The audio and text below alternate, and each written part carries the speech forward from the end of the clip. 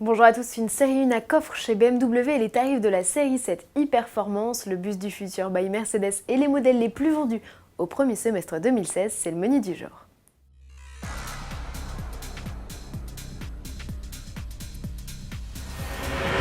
Le marché automobile se porte bien à l'échelle mondiale, européenne et nationale. Fin du premier semestre oblige, l'heure est venue de dresser un premier bilan. 2,4%, c'est la hausse du nombre d'immatriculations enregistrées au terme des 6 premiers mois de l'année dans le monde. Cela représente plus de 44 millions de véhicules vendus. La Chine reste le premier marché international avec 27% de part de marché devant les États-Unis et le Japon. L'Europe vient juste derrière, elle enregistre entre janvier et juin une progression de 9% de ses ventes, soit plus de 8 millions d'unités vendues. C'est le 34e mois consécutif de hausse.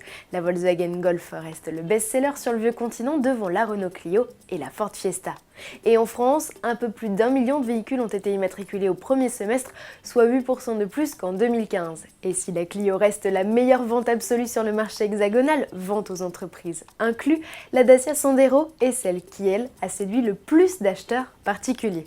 Retrouvez les chiffres du marché automobile chaque mois sur news.autoplus.fr. Les berlines tricorps sont à la mode, la preuve après Renault et sa Mégane Sedan, c'est BMW qui relance sa série 1 à coffre. Seulement cette fois-ci, la berline n'officiera que sur le marché chinois. Esthétiquement proche de la série 3, elle reprend trait pour trait les lignes du concept compact Sedan présenté en novembre 2015 à Guangzhou. Propulsion ou traction, le doute plane, on espère que cette rivale des Audi A3 berline et Mercedes CLA nous en dira plus prochainement. Et toujours à propos de BMW, la firme vient d'annoncer les tarifs de sa série 7 hybride rechargeable, désormais proposée sous le label e-Performance. Dotée d'un 4 cylindres de litre, la 740i revendique 326 chevaux avec l'aide de son moteur électrique. Consommation annoncée 2,1 litres au 100, taux de CO2 rejeté 45 grammes par kilomètre. Quant à l'autonomie en mode zéro émission, elle atteint presque les 50 km, mieux que sa rivale, la classe S. Et en plus, elle est moins chère avec un prix d'appel de 93 300 €, comptez 104 800 € en revanche pour la version limousine à 4 € motrice. Terminons cette édition avec le bus du futur, il est signé Mercedes. Pas qu'un concept, le véhicule a réalisé une vingtaine de kilomètres entre l'aéroport de Schiphol et la ville de Haarlem aux Pays-Bas pour démontrer tout son potentiel. Ce qu'il sait faire, c'est conduire tout seul.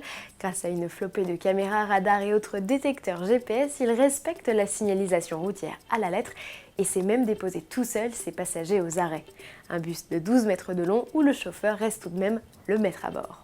À bord, justement, le design est épuré et les passagers profitent d'un confort accru. Il aurait notamment possible de recharger leur téléphone par induction. À travers ce dispositif que Mercedes teste également à bord de ses camions, l'idée reste la même, réduire les accidents et la consommation, fluidifier le trafic, améliorer le confort et la productivité. Daimler va ainsi investir environ 200 millions d'euros dans le développement de ses bus citadins d'ici 2020. À demain.